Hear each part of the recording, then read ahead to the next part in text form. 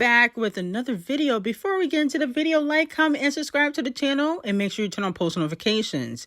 And it seems as though JT is keeping her foot on Cardi B's neck, okay? So she has been clapping back all day. A fan tagged her in a post by Chart Data that said, Cardi B holds the entire top 3 on the US iTunes with her new album, I Am Ugly. The fan tagged JT and Bia and said, do this and beat me. And she said, it's the price of a hot dog. We don't care. Okay. Now, it looks like Cardi B has reduced her album price to $4, which I didn't really know if that was legal, considering, Billboard does have certain rules, but, they might bend them for Cardi B. And then on top of that, she responded to a fan and said, you can't make yours anything because you're not a rapper. Shit, you're not even a fan of a rapper. Y'all bitches are ugly. I've been seeing the meet and greets. Get out my mentions for real. Damn, she's saying Cardi B fans are ugly. And I did see a few pictures. And let's just say, I can see why they're Cardi B fans. Then she also responded to a fan that said, not you been seeing the meet and greets. And she said, of course, they are viral from her ass falling off the bone, her not making eye contact with them. She's been nice to not scare them. She's so sweet. Damn. Now I'm going to need JT to use this energy in the studio. And I don't care what y'all say, talking about, oh, she was in the studio and she made the video talking about Cardi B. Put out a record and stop tweeting. That's what I mean. Stop with the tweets and put out a song. Okay? Thank you. Now, Scratch Off hopped on Cardi B's song Every Time. And a lot of fans are saying that she is talking about Nicki Minaj or throwing shade at Nicki because she said, I know this hoe ain't talking shit with a broke nigga on her lips. Okay, so a lot of people think she's talking about Nicki and Kenny. Here's my thing. I know Scratch Off the side chick ain't talking, considering that Nicki is richer than you and 21 Below Average combined. You need a rich nigga because that career is on Floppiana. You just put out a song with Ice Spice and it did nothing. Okay, bitch? So if I was you, I would keep that bap shut because in 5 years, you'll be on Love and Hip Hop talking about what used to be. Okay, what it could have been. But that career is over. Okay, every time you drop, you flop. You can't chart to save your fucking life. Please sit the fuck down. So I can't really see her really directing that at Nicki because Nicki Minaj is richer than basically all the female rappers. So I don't really understand how that could be directed at Nicki. It don't make sense because Scratch Off is not filthy rich. Your net worth, what, 3 million? That's not how much you have in the bank. You probably got 100,000 in bank. The label probably has the remainder of that 3 million, considering that you don't sell no records. So we know you in the hole. You in the red, bitch. What are you talking about? So I can't see her really throwing shade at Nicki because I know she's not that dumb. Okay? I know she's not that dumb to be throwing shade. So Scratch Off, just in case you was throwing shade, 50,000 lashes for you. Now, it looks like Doja Cat is playing chess. It has been reported that she has last minute got a SZA collaboration for her album V, which, I previously told y'all that they had music in the stash. Now, this comes after SZA denied Cardi B's album and said she was going to be on Am I Ugly album, but she decided not to hand in her verse, but she gave Doja Cat one. But her and Doja have a rapport. They have somewhat of a friendship, considering that they've worked with each other in the past. I think their song was Kiss Me Better and they won a Grammy. Okay, now she worked with Cardi B in the past, but they ain't win no Grammy together. No shade. So let me know how y'all feel about this. I'm excited about the album. Okay, definitely will be listening. And hopefully this is another top 10 for Doja Cat because I think she pulled a strategic move by getting SZA on the album because it's not like people are really talking about Doja Cat's album. So she needs, technically, in my opinion, I think Doja Cat needs all the collaboration she can get because I just feel like the hype for her album is not there. Okay, and there's too many people now dropping on the 26th. So I feel as though this was a very smart move on her part because people are going to run to listen to the song. SZA brings in listeners. She brings in views. People want to hear SZA. Now, moving on from that, a lot of Megan Thee Stallion fans are very worried about Megan's relationship with Cardi B. Now, even though Cardi B puts on a facade that her and Megan are cool, which I definitely don't believe, a Megan Thee Stallion fan said while JT and Cardi B were going back and forth on social media, this is funny, but Meg needs to make sure she never gets into it with her, aka Cardi B, because I'm peeping something. Another thotty said she gets tea from other people and sits on it looking to spill. Because why would you know a woman you ain't cool with got rid of a baby? Okay, talking about JT. And then another hottie member said, best believe she collected it from Party. Okay, so a lot of Megan Thee Stallion fans are a little bit worried about the JT and Cardi B beef because they feel like it's only a matter of time before Cardi B starts spilling tea on Megan Thee Stallion and she gets that tea from Partisan Fontaine, her writer. So let me know how y'all feel about that. Here's my thing. I don't think Cardi B and Megan Thee Stallion are friends. I've said that plenty of times. I think that they put on a facade that they're friends because they know how much controversy it would cause if they ever fell out, and then Nicki Minaj would probably get the last laugh because if you guys remember, Megan at first was dissing Cardi B, then when WAP came out, she was trying to be friends with her, okay? But she was calling her little pump. Allegedly, according to Nicki Minaj, which, you know, she got that tea from Kelsey, that she was calling Cardi B a dirty Mexican, which I do believe. But I definitely believe that Cardi B probably has tea on Megan Thee Stallion, and I do feel like once they fully fall out, and I do expect them to fall out, I think the facade eventually will come crashing down. She's going to do exactly what she did to JT. She's going to do the same thing to Megan Thee Stallion. Only thing is, when it comes to rapping though, Megan got it. Megan is going to destroy her when we're talking about a rap battle. But if we're talking about receipts, Cardi B is definitely going to spill a lot of tea. And she's going to use Partisan Fontaine as her puppet. And we all know that. So I don't feel bad for Megan. I don't feel bad for Cardi B. I don't even feel bad for JT. I think JT needs to let the Cardi B thing go unless she's going to write a diss track. Cardi B dissed you on a record. You need to get into the booth and also diss on the record. I'm tired of the tweets, Twitter fingers. Please stop. Get into the booth. Are the Carters going to sabotage Nicki Minaj?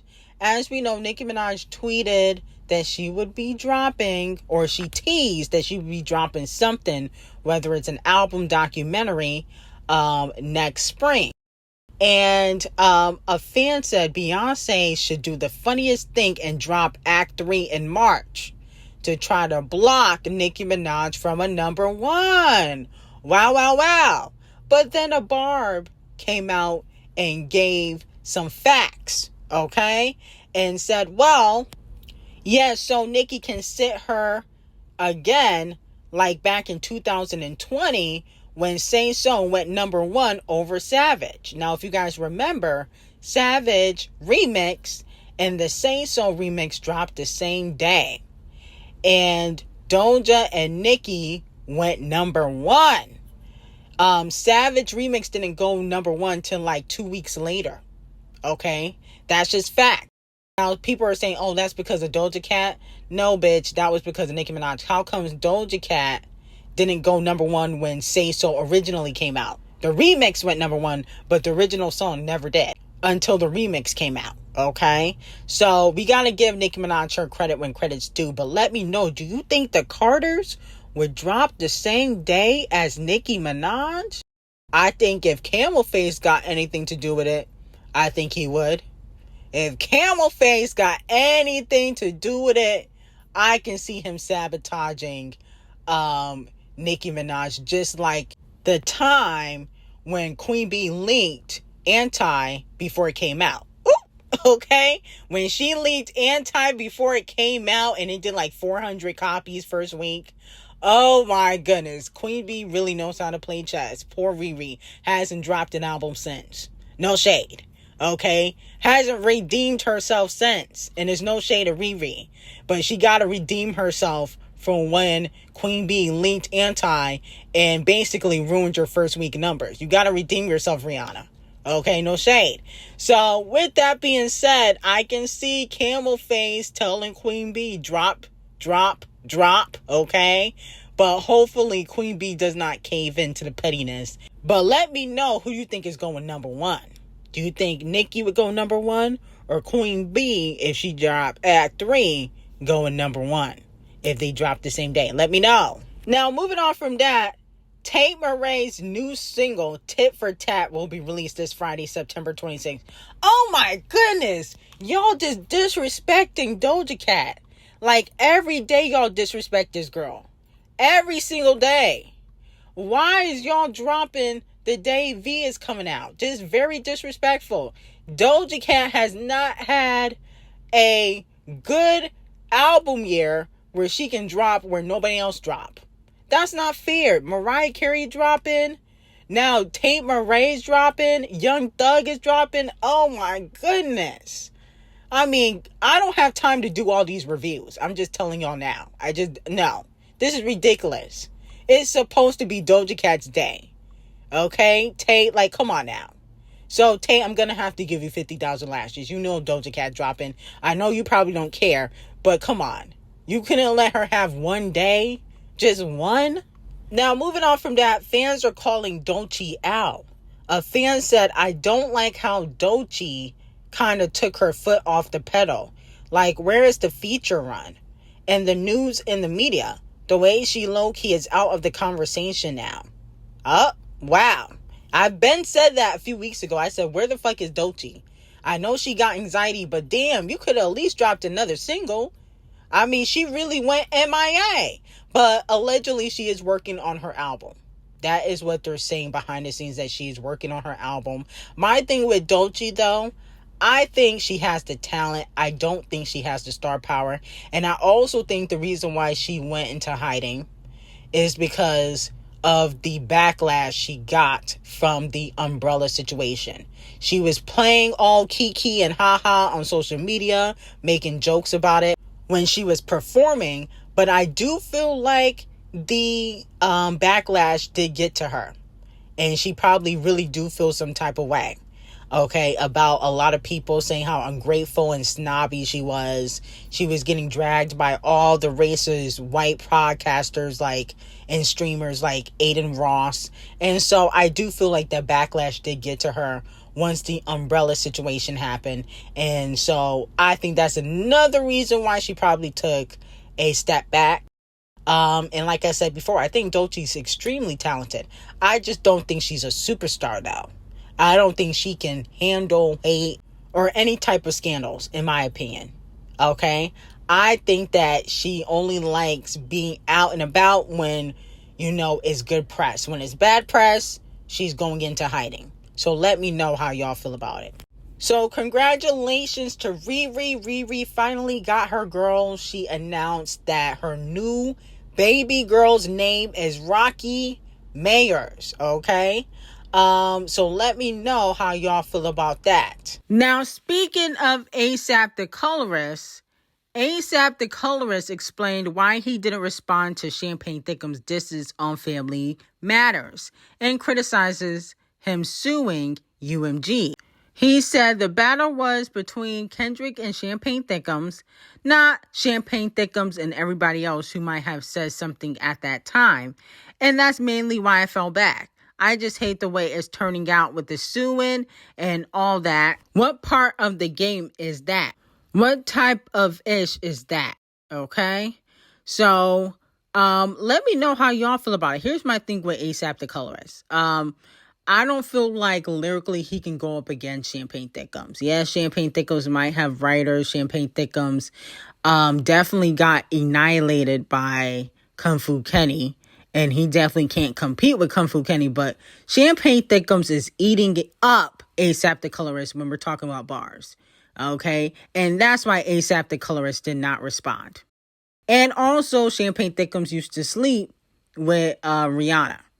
And even though allegedly ASAP slept with Champagne Thickums' baby mama, Sophie, is not the same because, you know, ASAP is in a relationship with Rihanna. They've been with each other for a while now. Sophie and Champagne Thickums are not in a relationship. So if Champagne Thickums say anything about Rihanna, and he's been known to diss Rihanna, it probably gonna sting a little bit more. Okay, because they got 3 children.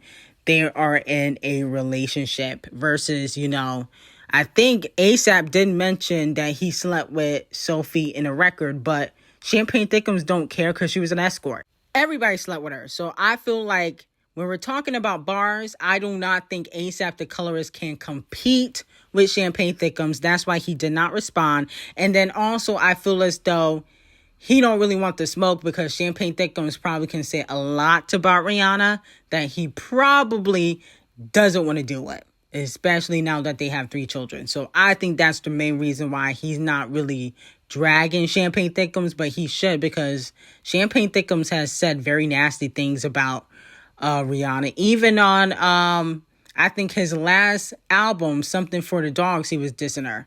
So I just feel like, no shade, ASAP acting like a coochie in my opinion. Also, ASAP the Colorist was asked about therapy in his new interview. I think it was with Elle Magazine. He said, I think Camel Face is a black therapist. A lot of people come to him with their problems. Okay, that doesn't mean that he's a black therapist. One thing about ASAP the Colorist, he is always going to sound so fucking ignorant and stupid and dumb. Okay, like how does that therapy? Like, that's not therapy just because people come to Camel Face with their problems. People come to Camel Face with their problems because he's a gatekeeper in hip hop and also one of the richest black men in Hollywood. Nobody's going to Camel Face because they really want to confide in him. And I think ASAP the Colorist is trying to ride the Camel Face wave because he just signed a deal with Devil Nation, you know, last year. He signed a management deal with them. So that's why he's on his D. But I think it's just corny, okay? And this was the dumbest thing I've ever heard in my life. I'm so sick and tired of this nigga. No wonder he flopping.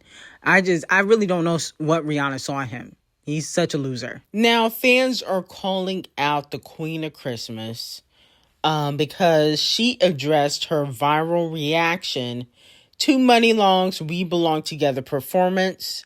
Was that at the EBT Awards? Not the last EBT Awards. Or what award show was that? But anyway, the Queen of Christmas said, I didn't know that she had done We Belong Together because her song was so similar to We Belong Together.